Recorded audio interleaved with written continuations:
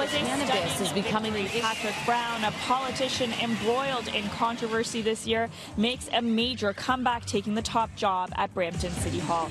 I'm Tina Yazdani outside Brampton City Hall, where the new mayor will spend the next 4 years. But the question a lot of people are asking is how he will get along with some of his adversaries on the provincial level.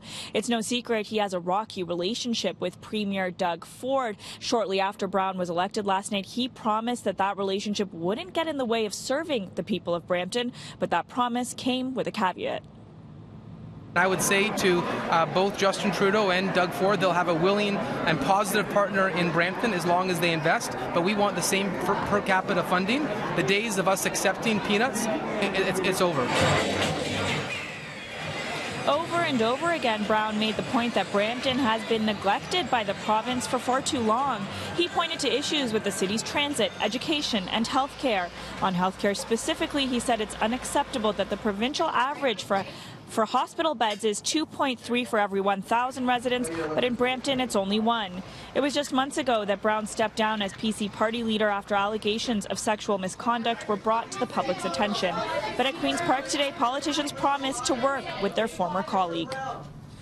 We want to work with those who are duly elected. If there are outstanding investigations that are underway, we'll await the results of those investigations. But clearly the people of Brampton voted overwhelmingly in favor of the new mayor-elect, and so we have a responsibility as the government of Ontario, and I know the Premier said this last night, is not just to work with the new mayor-elect in Brampton, but new mayors and councils right across the province.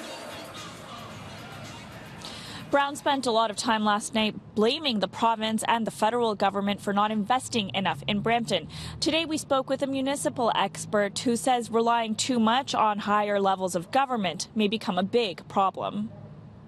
Local governments also need to depend on their own source revenues because that gives them the autonomy to make the decisions they want to make to provide the services they want to provide. Mm-hmm. And what are some of the problems with relying so much on the province and the federal government? It's not a very stable and predictable source of revenue, and we've looked at this over time, and you see a pretty volatile pattern of provincial and federal grants.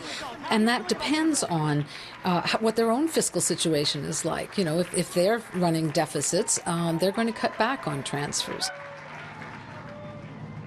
As for Brown's next steps, he says one of his top priorities is public safety. There's been a spike in homicides in this city this year, with 12 so far in 2018 compared to just 7 all of last year.